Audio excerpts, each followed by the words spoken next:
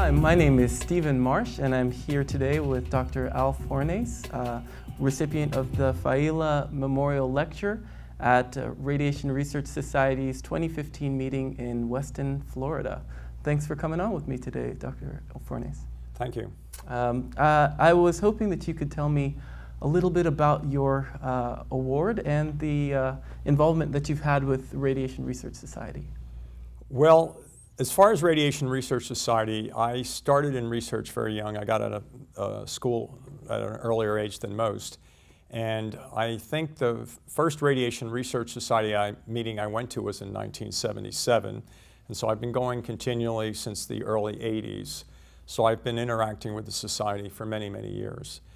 As far as the award goes, it's sort of I guess you'd have to check with members of the society, but I sort of view it as a lifetime career type of recognition award.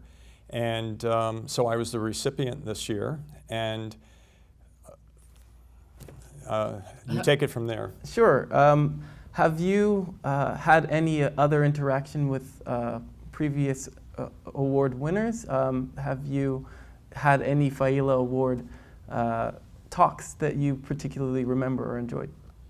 Well, no, I've been to multiple Failla award talks, and I think all of them have been, interesting, and they've sort of shown the value of the work that the people did. And as far as interacting with the society, I'm on council now. I've been on the program committee, planning the program for the next meeting. I'm on it for next year coming up, but I would say I've been on these committees at least 10 plus times over the years. And I've also had other interactions with the society. So yeah, I've been interacting with the society. I know the other Failla awardees. I'm very friendly, and I've interacted with both the current president and past presidents. Excellent. The talk that you gave was a pretty comprehensive view on the history and current work of radiation stress signaling. Yes. Can you give us a little bit about your involvement in that history? You don't have to go into great detail, because I know it was a great talk. Well, thank you. As far as the history goes, I'll just go back to ancient history. Molecular biology was still in the developmental stages back in the 1980s. And the problem was at the protein and the RNA level, you could see changes. You could see how the cell would turn on genes, make RNA, make proteins to certain stresses, such as heat shock. So the heat shock proteins were very commonly known.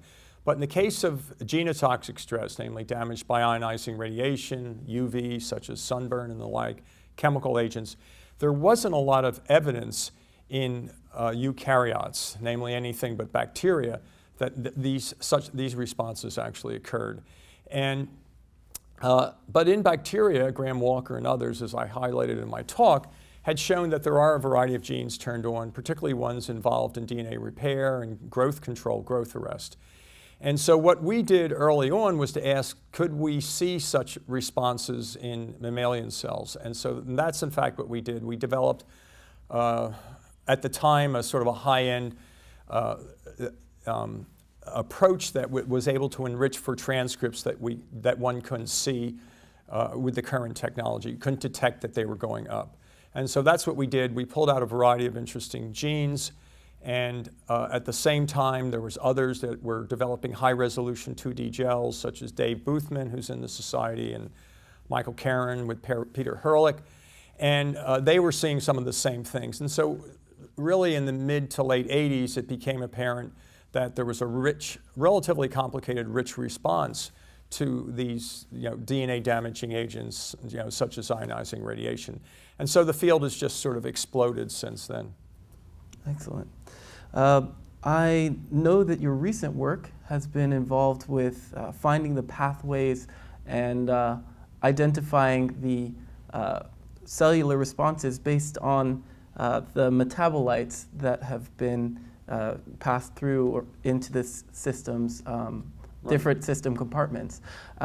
Could you tell us about the metabolomics work that you're doing now? Well, I think that much of what we did, even if you go back to our early hybridization subtraction work that I referred to earlier, much of what we did was dependent on technology developments, and such as the development of transgenic mice, knockout approaches, refinements in molecular biology, and then with the omics, where you could look at everything at one level, for example, all the RNA or all the DNA in a cell, the so-called omic technologies. And so the genomics is well, and we're now in the post-genomic era since the genome, many genomes have been sequenced. So the genomics is relatively mature, the transcriptomics is relatively mature, namely the RNA. Proteomics has been around for a while, and it's a fairly well-developed omic area. The metabolomics, which was initially developed by Jeremy Nicholson, well, it's been developed by others, but he's really one of the leaders in the field. And he had been pushing for it for some time, but what really turned on the field and really caused an explosion of interest in the field was the development of these high-end mass spectrometry approaches, which really came online about 10 years ago. And I teamed up with Frank Gonzalez at NCI about 10 years ago, and we were able to show some responses to cells and in mice after radiation. And so Frank's team and his collaborators and I have been working ever since. When I moved to Georgetown in 2006, Tony Trucillo, who was the cancer center director at the time, was able to provide some support from a donor who had left a large chunk of money in their will. And we were able to get one of the first of these high-end mass specs, these time-of-flight mass specs, at Georgetown in 2007. So we sort of got a jump on others in the field, with this capability. There are now many really first-rate places throughout the country, Gary Schustek and Scripps, Oliver Fien at UC Davis,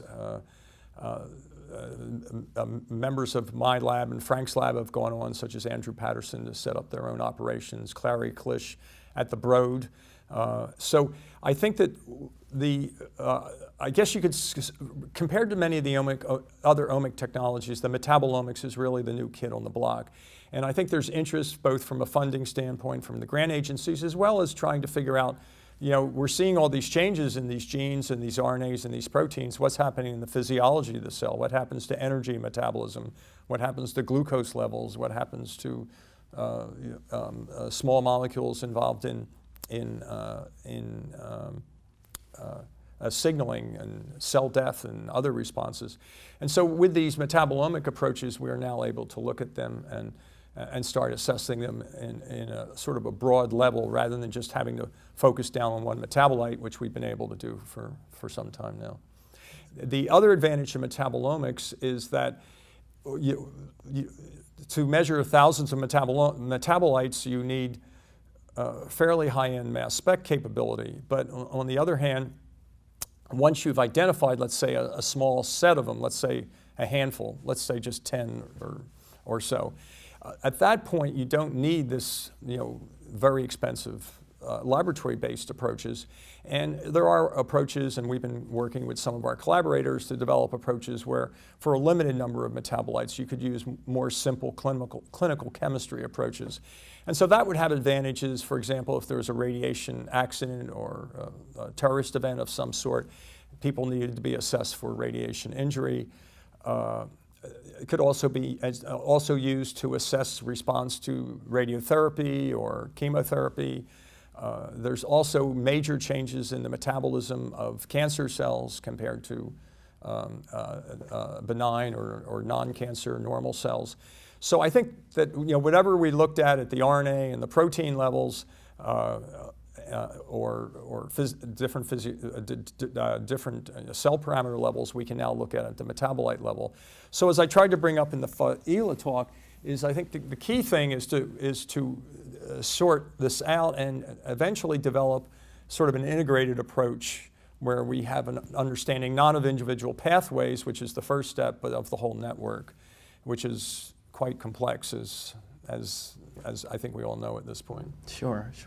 Well, I really appreciate you talking with me today. I have one thing for you. I was able to get a picture of the most famous cancer researchers in the world, in which biophysicist Giancarlo Failla is among them. And with this award, you are now in this great group of cancer researchers, and you're doing great work. I really appreciate your time. Okay, well, thank you. Thank you.